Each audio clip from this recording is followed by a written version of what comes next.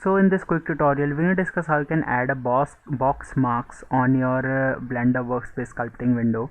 So just simply open the Blender, and this is a basic 3D model on which of a glass on which I've been working, or you can say a coffee cup.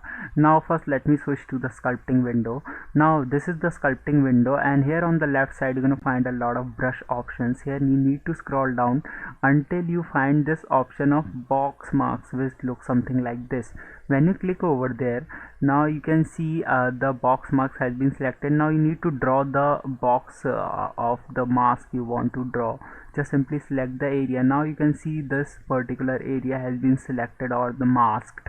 So by this method you can easily mask an object, and if you now make any changes, it won't occur on this masked region. I hope this video will be helpful for you. Make sure to hit the like button and subscribe button for having such more helpful and interesting tutorials all in your way. See you in the next one. Take care.